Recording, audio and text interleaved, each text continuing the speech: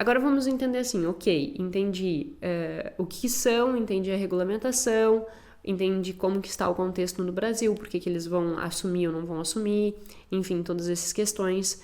Mas o que motiva uma pessoa a começar a jogar, né? E depois de motivada a começar a jogar, o que faz com que ela perdure ali, apesar das consequências negativas, e o quanto isso está relacionado com padrões disfuncionais com o uso de dinheiro em outras áreas também, seja ela compras compulsivas ou outras áreas nesse contexto. Há vários estudos testando os motivos pelos quais as pessoas elas começam a jogar.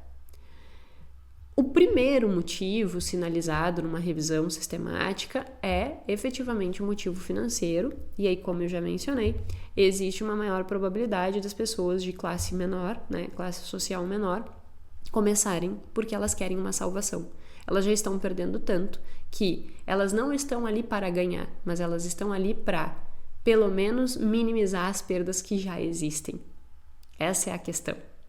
Então, o motivador financeiro, a perspectiva, a possibilidade, a ilusão, que eu acho que inclusive é a melhor palavra para que se descreva aqui, a ilusão de que ali pode haver uma possibilidade de mudar de vida, isso faz com que essas pessoas sejam as mais vulneráveis a entrar e acabar caindo nessas inúmeras construções que vão fazendo para que a pessoa entre. Fora essas pessoas que realmente são mais vulneráveis, todas as outras também têm um motivador inicial, dinheiro. Por que o motivador inicial é dinheiro? Porque pensa só, é muito fácil. Você pega o seu banco, você faz um Pix para a plataforma e você já pode jogar. Então não existe nenhum tipo de atrito para que você consiga testar. Aí a pessoa pensa assim, ou a conta ali, ela já te deu R$100 para que tu dê a primeira jogatina ali, né?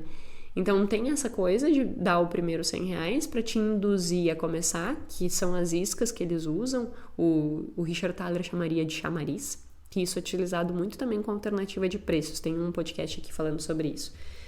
Portanto, tu já começaria, e aí quando você perderia, você já faria rapidamente um Pix do seu banco para a plataforma, portanto não existe nenhum tipo de atrito, e por isso que a prevalência em jogos online é maior do que o físico, porque o físico, você pensa em Las Vegas, você tem que ir lá, tem uma regulamentação por trás, você tem uma menor probabilidade de ganho, sim, só que tem uma fiscalização que vai mais ou menos organizando na medida em que as casas de apostas, elas não podem fazer com que você sempre perca. Então tem ali um nível de fiscalização que nessas online não existe, até porque não tem fiscalização, elas são tudo em paraíso fiscal. Não existe fiscalização do algoritmo que está fazendo aqueles testes.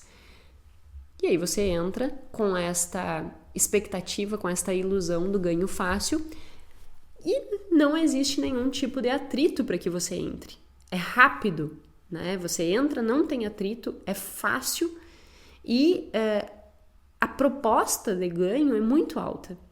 Só que, mais uma vez, lembre, é só uma proposta para te iludir. Depois tu entra, tu não consegue sair e ele sempre vai ganhar. Sempre o algoritmo vai ganhar. Eu já falei sobre o retorno esperado e como que essa curva acontece. Então, ele sempre vai ganhar. Portanto, do ponto de vista financeiro, esses aspectos, eles somam muito para gerar essa motivação. A proposta de ganho é alta e nós somos imediatistas. Lembra sempre que a gente tem o desconto temporal ou o viés do presente, que é justamente nós priorizarmos ganhos do presente em detrimento do que é no futuro. E aí essa questão de ter uma possibilidade de um ganho rápido, fácil e sem atrito é muito atrativo para as pessoas. Então esse é um primeiro motivador pautado nesses aspectos financeiros envolvendo a proposta de ganho rápido, a facilidade de acesso e a rapidez com que isso pode acontecer porque não tem atrito de uma plataforma para outra. Saindo deste aspecto que seria estritamente financeiro, a gente também tem um aspecto que seria a motivação. Tem alguns estudos que eles tentam comparar o jogo, né, como entretenimento, como essa sensação de excitação pela lógica do jogo, por tu estar testando e vendo se tu vai ganhar, ou se tu está numa mesa de pôquer, não comparando diretamente, né, um jogo desses com um pôquer, embora o pôquer também seja um jogo que tem riscos, mas muito menores do que um jogo de um tigrinho no telefone. Tem mais atrito, você precisa... Enfim, tem outros contextos. Você precisa, de certa forma, ali... As probabilidades, elas são conhecidas. É um outro contexto, mas também é um jogo e tem muita gente viciada nesse jogo também.